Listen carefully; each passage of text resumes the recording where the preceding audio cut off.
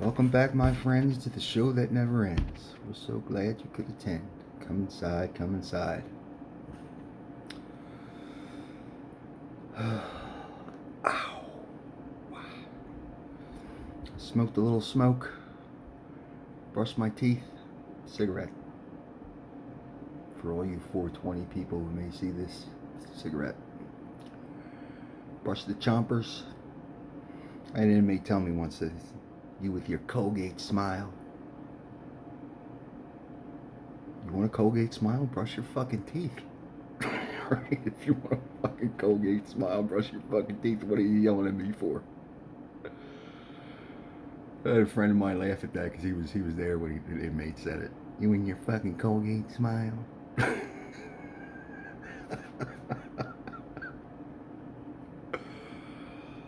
uh, the things I do for the love of people. You know what I did one time as a corrections officer? The same guy was with me. Me and this guy, the guy, spent a lot of time together. We used to carpool together, you know. And this woman, skinny as a round. I mean, I hate to use the term, but she was a crack whore. She was something. Stone cold naked, running across the street. I-70 right near the Ben Franklin Bridge in Camden. She comes running across the street, and she came up to the window. You know, my friend was driving; it was his truck, so I was in the passenger side. She came up to my side, and it was a cool summer night, and I had the window rolled down, and this girl came banging on the fucking glass of the of the truck, and my friend said, "Roll the fucking window up, roll the fucking window up." She was like a fucking grip keeper, man. She was. I mean, you see bad things when you're in an inner city like that. You see people in bad shape. It's a sin. It's terrible. And I felt terrible for this girl. It was like I said, I was a young guy. I was in my 20s. I felt terrible for this girl. And the guy I was with, he was a more mature guy. So I got out of the car. I tried to help her. Got out of the truck. I tried to fucking help her. Some state trooper pulled up. Said, "I'll take care of it." You know, he got a blanket out of his car. He put a blanket around her. I guess and put her in the back seat and took her off. But we were driving home that night. He said, "What are you fucking nuts? What are you helping this fucking broad for?" It's like I felt bad for her. I felt terrible. It's a shame to see people in fucking condition like that. It's fucking terrible to see people like that. Nobody should have to fucking be like that. That was just an aside. That was just some story I was thinking of and fit in with the Colgate smile shit, right? So anyway, yeah, now I'm homeless in Arizona.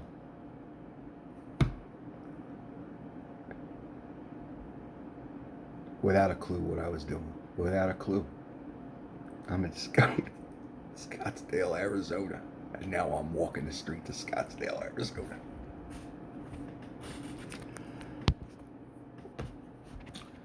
And when I was a kid, when I was in middle school, and this is a terrible irony. I shouldn't even say this, but I'm going to say it because, what the fuck? I'm bearing my soul, right? So I might as well just say it. I was in middle school. My name is Joe. And the kid used to break my balls all the time. JoJo was a man who thought he was a winner. And of course, that song is set in Arizona, right? JoJo had a home in Tucson, Arizona. So here I am. JoJo is in Arizona. Stone cold loser. Walking the streets, and it's fucking hot in Arizona. Scottsdale, it's fucking hot. I hid in a park around, I guess it's called Scottsdale Road. It's this big, huge road. And if you go down far enough, there's all the kinds of beautiful resorts. I actually stayed at one. So it was one of the places I stayed when I had a few bucks in my pocket. It wasn't all that nice. I mean, it was all right. But there's some really nice resorts. Scottsdale, there's some really nice stuff going on there. If you go down the road far enough. So I'm at this park on Scottsdale Road. And it's like my first or second night being homeless. And after I couldn't commit suicide in the hotel room, Like yeah.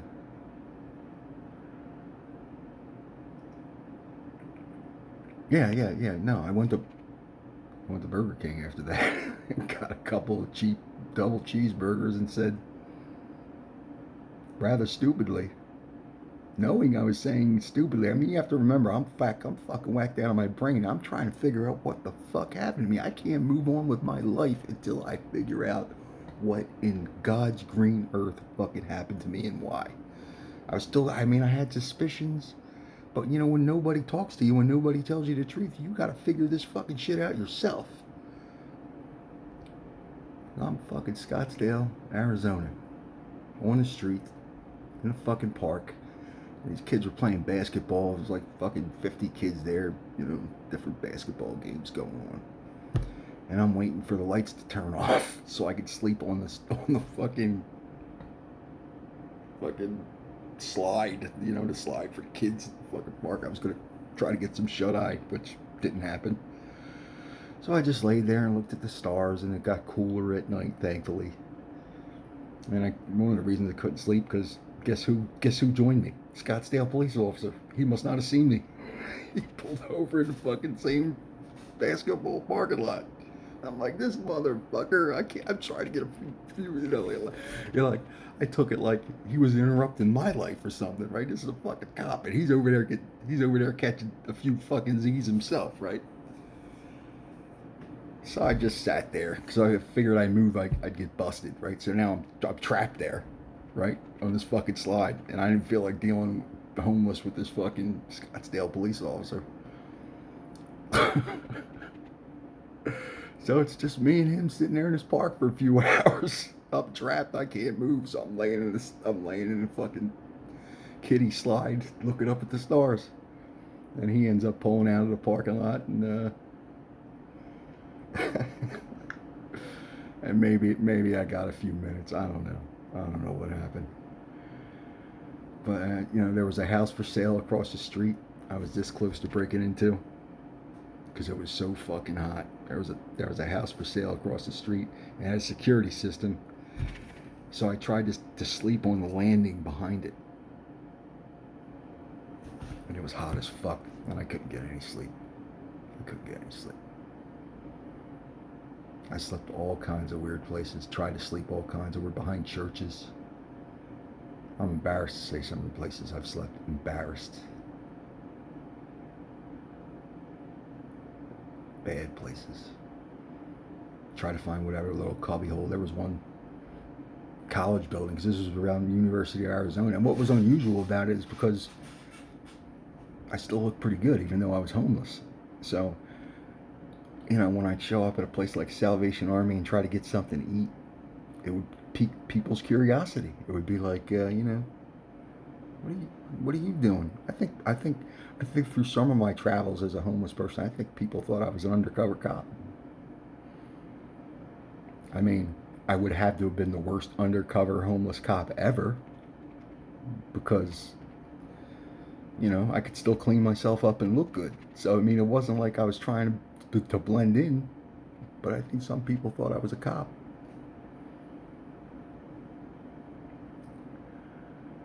Yeah, and I would go to churches and eat stale, moldy stuff just to survive. Take a shower where I can get it, and this is in Arizona. This is Scottsdale, sleeping wherever. Oh man, there's a whole other story behind this. Oh my God, this is a whole. Nah, I'm not even going to tell that part of the story. Nah, I'm not going to tell it. They hated Arpaio down there. They hated his guts. You go to graffiti, bus station, anywhere. It's all anti-Arpaio stuff. They couldn't stand that guy. And they were none too friendly to the homeless. Arizona was the worst place to be homeless. Let me tell you something. They didn't like homeless people at all. They would go shoo you out. You know. So I spent most of the night just walking, you know, to avoid the police. And if I could find maybe a place where I can find to get a little peace. Most of the time I slept in the day. Right? The day was easier to sleep because you can go by that little artificial saltwater river they got down there in Tempe. And sometimes you catch a few minutes, just laying on the grass because everybody's at the park. So you just look like you're a park goer. I end up getting, I walked around campus a few times, walked in and out of, I would duck into places for a few minutes just to feel the air conditioning. Because it was so fucking hot down here. Even at night, the heat just fucking radiates. It's unbelievable. Fucking Tempe, it's just unbelievable. Hot, hot fucking city. Places I've been to. And of course, they had that law where you can get water whenever you wanted. So getting water was easy. I ended up getting Arizona food stamps because I ended up hooking up with some social worker. Felt like a piece of shit doing that, but I mean, I had to eat because I was fucking starving. I ate some fucked up stuff. And I'm not proud that I ate. I ate some fucked up stuff, man. I was fried, man. My brain was fried. I was on pure survival mode. I had no thought process whatsoever other than just surviving day to day. No thought process whatsoever. Not a, and I guess in the back of my mind, I'm still working on it. What the fuck happened to me and why? What the fuck happened to me and why? What did I do to deserve this? Of course, that's what people say in that position. What the fuck did I do to deserve this? I don't know. I got a ticket down there because they got that high-speed rail, and I used to jump it, right? Because I didn't have any money to pay the fucking rail. I would just ride the rail for an hour, just to be in the air conditioning. And when I got busted one time, and I got a ticket for it. When a judge was gracious enough and took mercy on me and put me on Social Security after I had been homeless in another town, I paid the Arizona ticket, because I didn't want to be in Arizona one day, and oh, you got an unpaid ticket, but I left that out there. Yeah, so I'm out. I'm just walking around campus, and I'm still looking reasonably good. I'm still looking, because the full effect of being homeless hadn't set in on me. I was still brushing my teeth. I was still shaving where I could. I'd try to go someplace and get a free haircut or something. I mean, it was really pathetic. It was bad. It was fucking pathetic. The churches, they'll have, breakfast sometimes, and they'll give away some free clothes and stuff. And I ended up getting into a homeless shelter down there, and I made the mistake of telling them what I used to do. I had people in there wanting to kill me, because they're ex-inmates. They're, I mean, I didn't know them because I never worked anywhere near Arizona, but I was in a homeless shelter in Arizona, and they became really resentful of me, really hateful. I think they either thought I was a cop, I was an undercover cop, and I was faking the funk, or I don't know what the fuck they thought. But I had a guy who supposedly I knew from New Jersey. I mean, I didn't know him personally, but we knew some of the same things. He worked at a bar I used to go to. I thought I kind of had a hookup. I kind of had a connection with him a little bit, and maybe I could, get a little breathing space in this place. Nah, he broke my balls mercilessly. He was a big guy too. He was a big, strong-looking fella. But I wasn't looking for trouble. I wasn't going to start anything. I was just looking to survive day to day. Homeless in Arizona. And it was just too fucking hot. And I would watch the weather sometimes.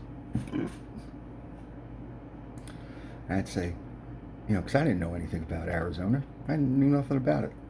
I mean, it's okay. I mean, it's nice if you can take the fucking heat. There's not fucking, there's no grass or anything. Everything is all rocks on the front lawn. There's no fucking grass, I mean, it's really fucking hot. It's unbelievably hot. But anyway, I mean, I get along with anybody. You homeless people, it's other people who don't like me. People in authority who don't like me. They think this or that. I guess I can't expect them to. I don't know. I had a lot of people hate me when I was homeless. I don't know. Either they thought I was a cop or they thought I shouldn't have been homeless. But people don't think like that. They don't try to look at someone's life and say, what are you doing here? What happened to you? I did have one guy try to do, but he didn't give a fuck either. I did have one guy try to ask me, why did this happen to you? And I tried to explain it to him a little bit, and he was like, oh, okay. Because I think he just wanted to ascertain if I was real or not, because I was kind of hanging around this place just to get something to eat every once in a while. I bounced around different places like a real fucking hobo, except I didn't look like one. And you know what it did to my hair? It turned my hair stone white. That was weird.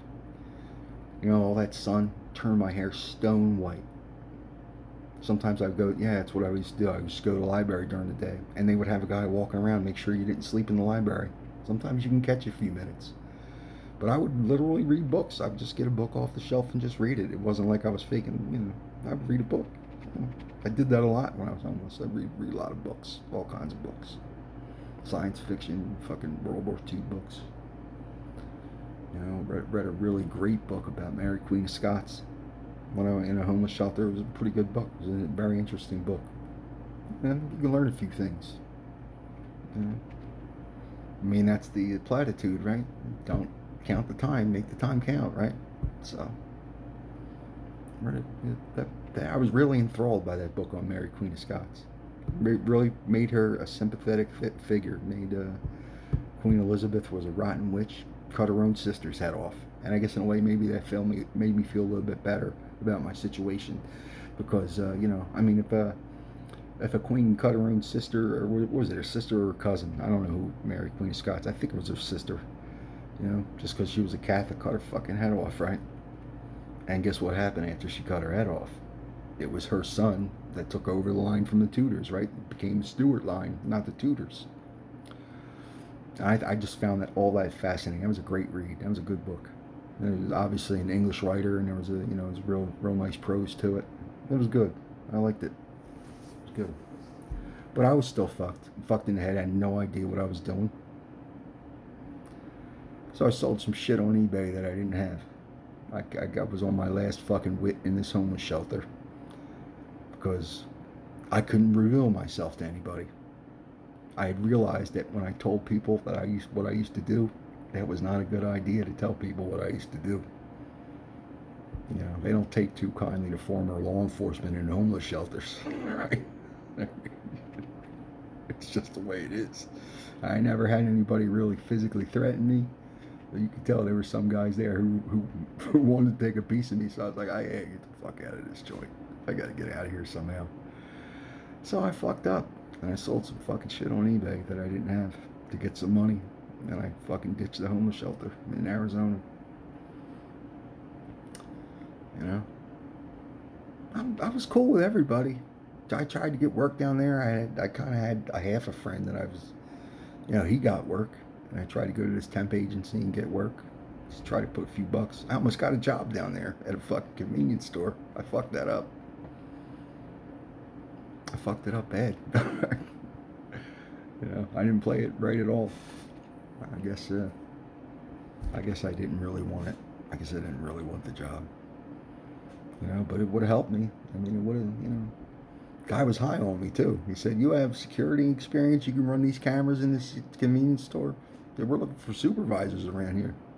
And I was like, "Hey, maybe there's a little something here for me yet. Maybe I can get myself out of this yet and start something new, even if it's just a fucking convenience store, right?"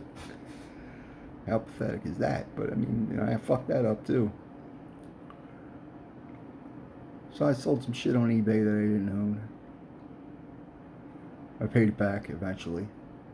Cleared my eBay account because I'm still using it to this day. So it's not like law enforcement was involved. I paid all the money back.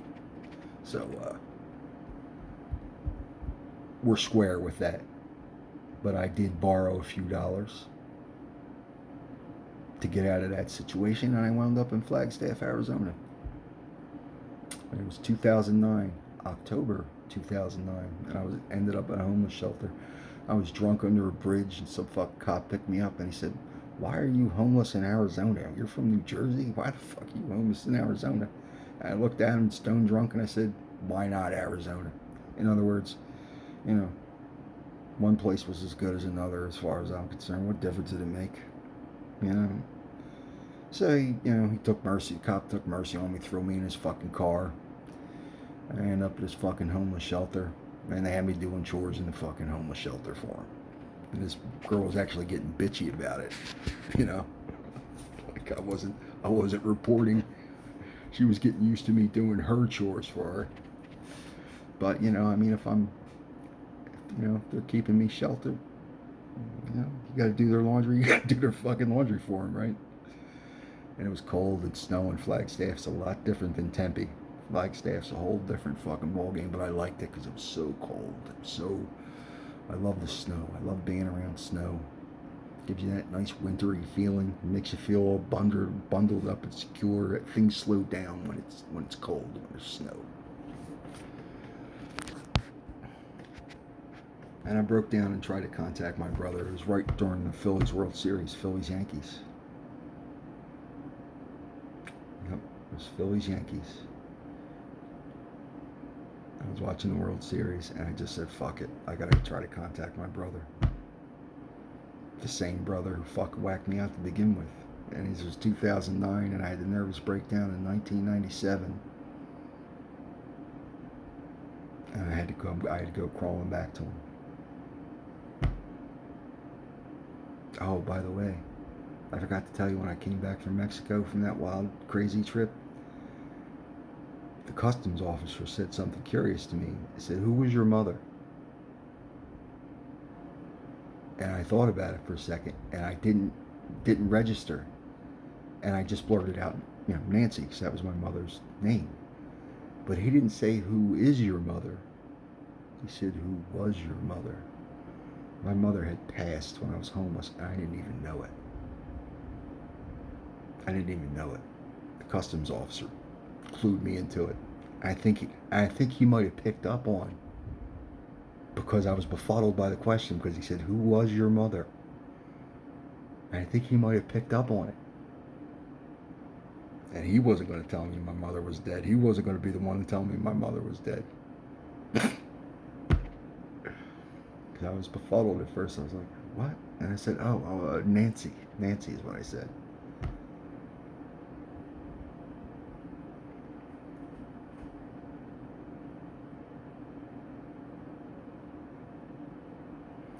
Yeah, so yes, yeah, I felt, I kind of had my first instinct that my mom was dead. And when I called my brother, I learned the rest. And my brother said, "Well, okay, I'll take you in and see if I can do something for you." And I knew that was not going to go anywhere, but I wasn't going anywhere anyway. They were treating me okay in Flagstaff. I probably could have done chores for them all year, and they would have let me stay there. I'd just walk around during the day in the snow or whatever, walk around college, mind my own business. Food stamp card. Fucking pathetic.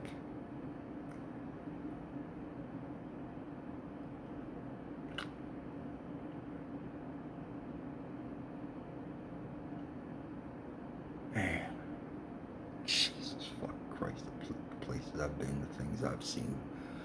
My God, man, my fucking God, how could this have fucking happened to me? Why? How the fuck? And I'm still working on it. I'm still trying to figure out how, the why. And and part of me just wants to forget it.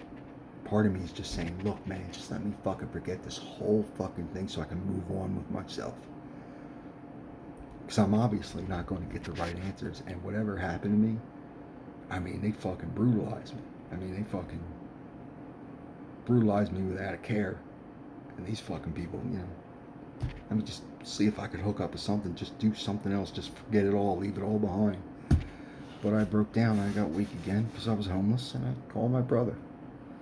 And at first, and I knew he was just being nice at first, and I knew he was just being curious about me at first. And he told me he had a private investigator follow me, who I think I spotted. I think I had an instinct. I thought I saw somebody looking at me from across the street. I think he was right. I don't think he was lying about that. I think he had a private investigator look for me. I don't know why, because he didn't give a fuck about me.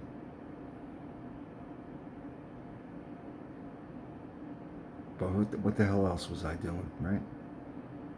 So I had to go back. And I went back to the scene of the crime. The crime against me. We got on remarkably well for having been separated and all that had happened between us. We got along remarkably well. He seemed a little surprised that I was a little more together than he thought I would be. I was a little more lucid. I really was trying to put it back together in my head.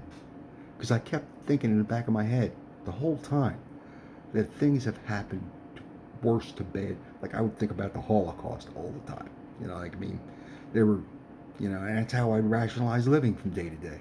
You know, terrible things happen to people for terrible reasons. And if you're going through fucking shit, you know, chances are somebody somewhere else had it worse. If people starved to death, typhus. You know, I mean, at least I'm still eating, right? I mean, it's humiliating and it's not fucking fun. But at least I'm still eating. Even though I don't have any place to stay and nobody gives a fuck what happened to me. And I just kept thinking, well, you know, terrible things happen to people. World War II, terrible things happen to people. So that's what kept me going. You know, fucking eat off the fucking street, you know, whatever. I don't know why I was doing it. I don't even know why I was doing it.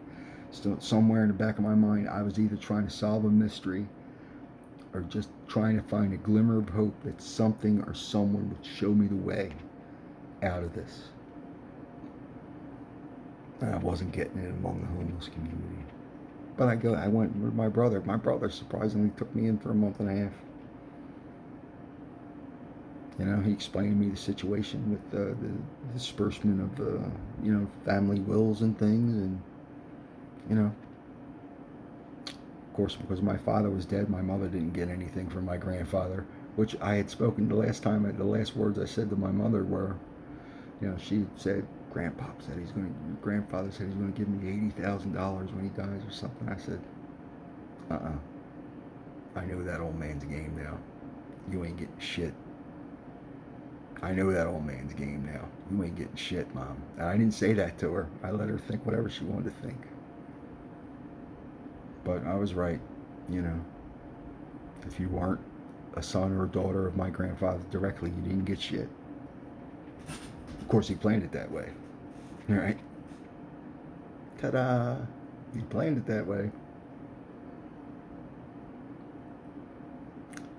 So my brother got like $5,000 or something out of it, but he also got inheritance for what my parents left him, which I would imagine would have been substantial with life insurance policies and things like that. But I never even really badgered him about it. There was actually one time when I wanted to die, which was most of the time after 1997, I had actually prayed to God that, you know, just give all the money to Danny. Just give all the money to him and just let me fucking die. Just kill me. Just please just fucking kill me. I don't care. If I'm a sacrifice, don't let me walk around and suffer. Just fucking kill me, you know? Just fucking kill me and get it over with. Why are you doing this? Why are you making me suffer? And I was screaming to whomever I was listening. I don't know what God I was praying to. I don't fucking know. I was saying to, you know, look, man, if I'm the fucking Lamb of God, just fucking do it. Just fucking do it. Just kill me.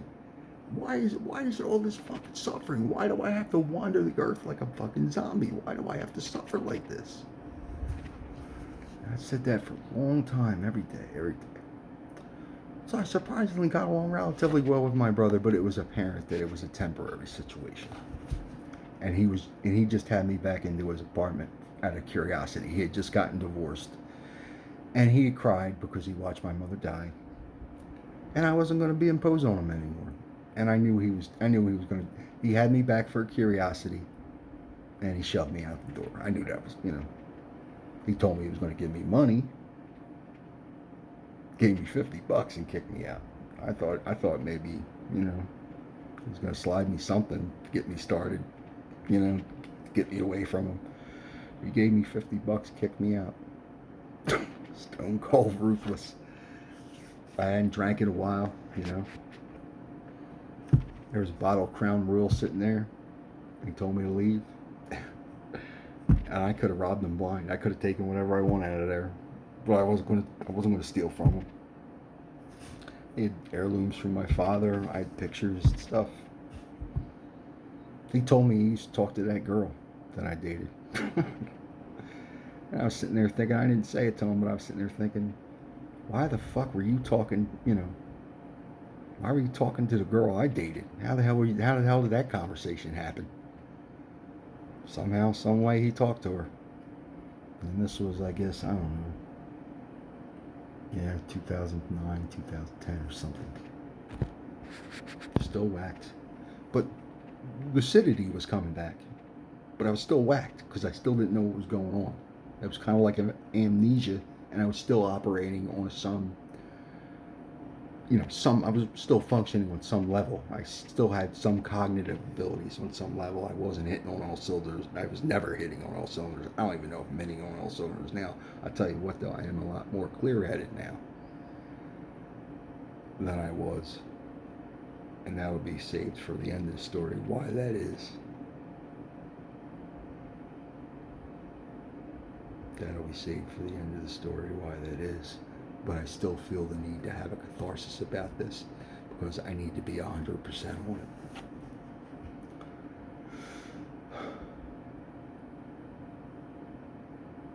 Yeah, so he kicked me out on the street and I ended up homeless around his area, about 30 miles away.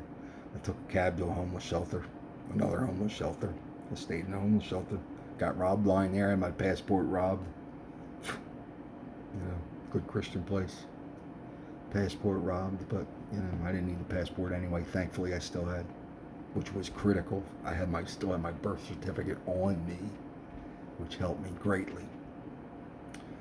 And I'm sure they thought I was some sort of cop or undercover cop or something, working the streets, and I got a lot of resentment for being homeless on the streets of this part of town.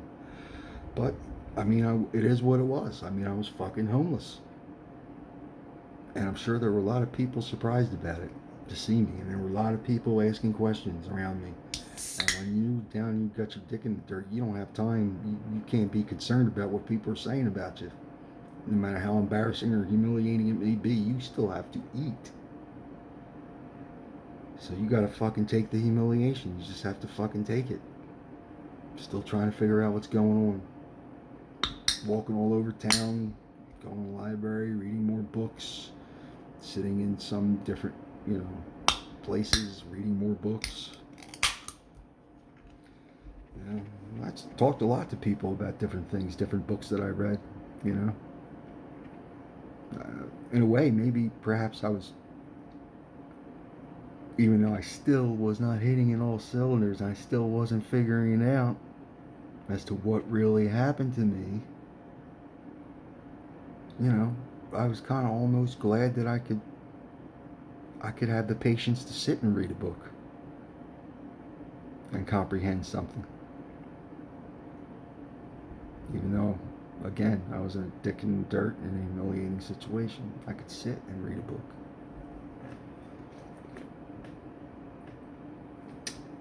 So they had a new housing project for disabled people. And I ended up doing, against my pride, what I never wanted to do. And that's applying for Social Security. I had to apply for it. I didn't have a choice. It was the only way I was going to get off the street. And I, went to see the psych, and at first they denied me, and then they accepted me. So now I'm on SSDI, not full disability. I'm on SSDI. And they're brand new, homeless, disabled place, and I got an apartment. Section 8 apartment. I had applied for Section 8, so I needed the birth certificate, driver's license, and all that stuff. If I didn't have that, I would have had to call back home to get it, and that would have really been embarrassing. But lo and behold, not even a year later, and usually takes years to get on Social Security, not even a year later, I went on full disability. Social Security. And I was fucking happy. Like fucking Jesus had fucking saved me. I was happy. I was so happy I didn't know what to do. I tried to just try to get organized again. I got moved out of the Section 8 apartment into a regular apartment because now I had money and I qualified for a regular apartment. Just amazing turn of events, just amazing stuff.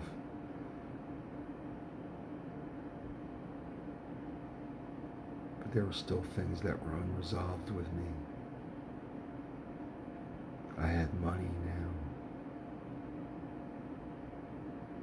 I felt bad taking it.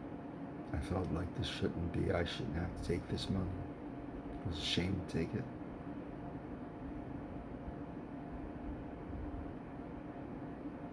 I was ashamed to take it. I wanted to. I wanted to. I wanted to work. I wanted to be productive. I wanted to do something. And I couldn't. I just didn't. I couldn't call anybody. I couldn't reach out to anybody. I tried to apply for a security job. It was delusional. And I just looked at the paper. It wasn't that I didn't think I couldn't do the job. Of course, I could have thought I could do the job. But, you look down and you start to see names or references. And I started to think about people maybe who I could call. And I was just too embarrassed to even try to contact them. And after I'd been through with the nervous breakdown, I don't think anybody would have given me a reference.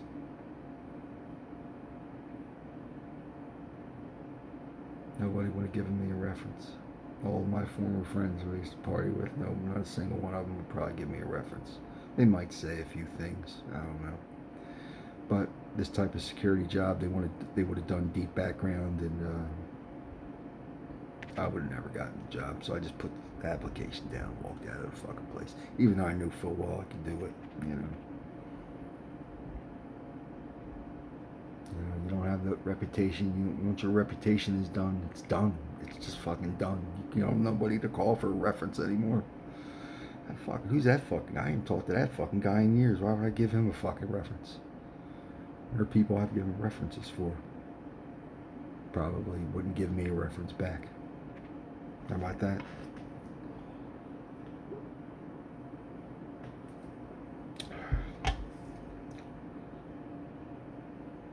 Diet Coke. Me and Trump. You never see a thin person drink a Diet Coke, right?